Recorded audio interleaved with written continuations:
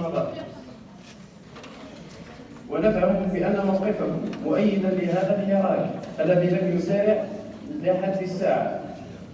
أي من المناضلين السياسيين بقيادة هذا الحراك الشعبي، علما أنه سيكون مدعما من طرف أكبر قوة أو أكبر مصدر للقوة ألا وهو قوة الشعب، وبهذا فنحن نعطي وقتا أكثر لهذه السلطة للخلوص بسيناريوهات أخرى والتلاعب أكثر بالدستور وخلق ثغرات دستورية جديدة. ولماذا لم يتم توجيه الرأي العام نحو أحد المترشحين والوقوف ضد قرار تأجيل الانتخابات لتفادي ما يسمى بالمرحلة الانتقالية وما حدث مثل سنة 1962 مع الرئيس المغتيل محمد بوطياب؟ سؤال أخير: ألم يكن هناك من المرشحين من يستطيع السير بهذا الوطن إلى ما أطلق عليه جمهورية ثانية؟ فبحسب رأيي أن المسؤولية ليست تولي منصب رئيس أو وزير، وإنما المسؤولية هي أن تكون قادرا وتتاح لك الفرصة للتغيير ولا تفعل ذلك. وحسب ما تداولت وسائل التواصل الاجتماعي فإن جل الشعب الناهض يكمل لكم أنتم وشخصيات أخرى سياسية لبلوغ مطالب الشعب والقضاء على الفساد، وهنا أرى فيك مسؤولا. وشكرا. S'il vous plaît, on va essayer de prendre une seule question par personne pour avoir le maximum de questions. Comme ça, on va récupérer le temps.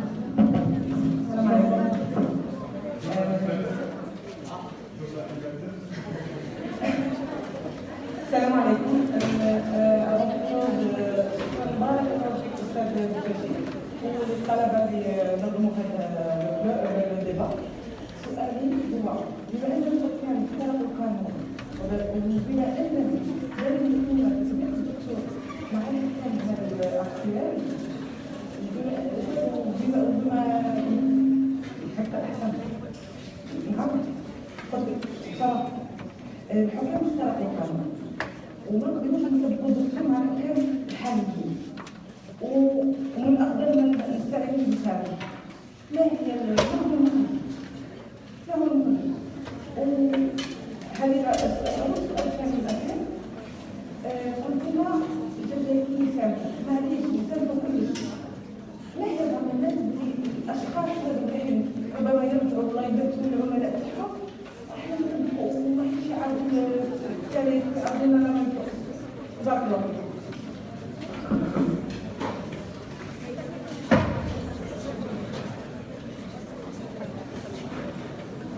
Bonjour, salam alaikum. Je suis venu par la diaspora, par ma femme, mes enfants et mes petits-enfants. Je suis venu très loin. Je suis fier de manifester. Non, vraiment, j'ai envie de manifester de joie. Ce qu'on demande, on travaille, on est dans l'industrie. Et on demande, c'est vrai que nous, on est considérés comme Algériens, Sérifi ou Syriens. Je ne vois pas cette différence. Ils m'ont dit que dans la Constitution, je suis considéré comme Sérifi. Je suis Algérien. Je prends un passeport étranger. Ma famille, elle est moitié-moitié. Mais, s'il vous plaît, je veux mon Algérie. J'ai besoin de vous. Pour mes enfants,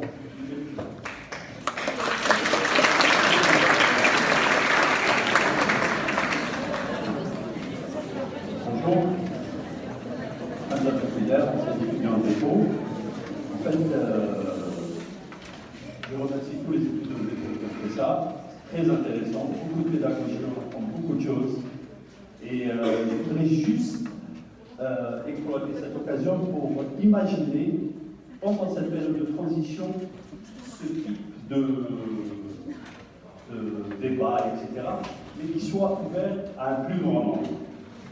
Il y a beaucoup de pédagogie, on apprend beaucoup de choses.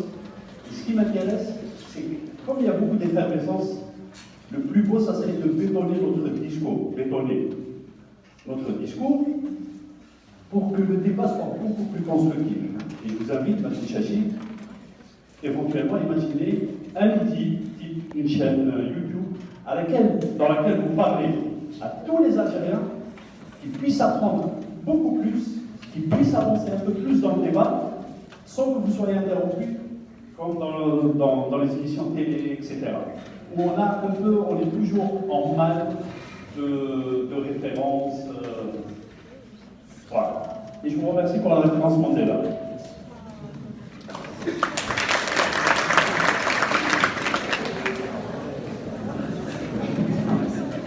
Bonjour tout le monde, bonjour monsieur.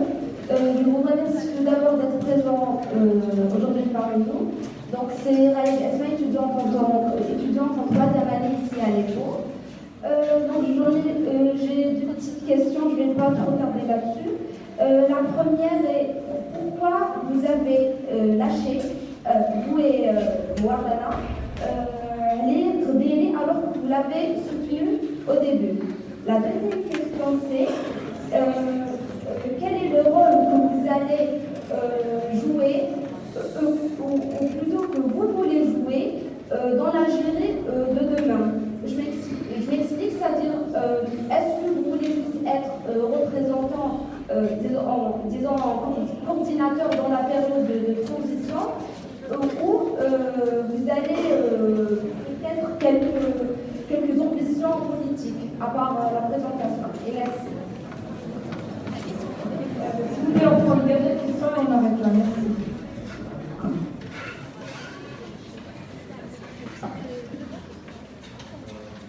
Bonjour, Islam, étudiant en médecine. Donc j'aimerais remercier d'abord les étudiants de l'ECO pour cette initiative. Et j'ai une seule question. On est en train de parler d'une période de transition à laquelle on propose comme acheminement, entre autres, une conférence nationale. Et le plus important فيها هذه المرحلة أنه نسمع صوت الشعب، أنه الشعب يشارك في الاختيار بشكل فعال. ولكن المشكلة qui se pose, on ne peut pas faire participer 42 millions d'Algériens à la conférence nationale. Et dans cette période où on manque cruellement de structures représentatives, et vous l'avez affirmé, les syndicats et les unions alliées du pouvoir ne peuvent plus nous représenter.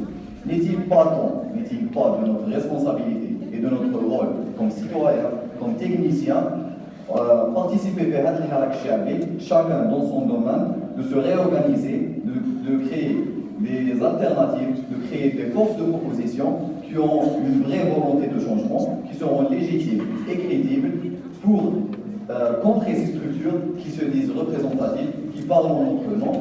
Et je pense, et si vous partagez cet avis, j'aimerais que vous nous souteniez aujourd'hui et vous lancez l'appel à ces gens présents ici de divers domaines de s'engager et de soutenir la cause. Merci.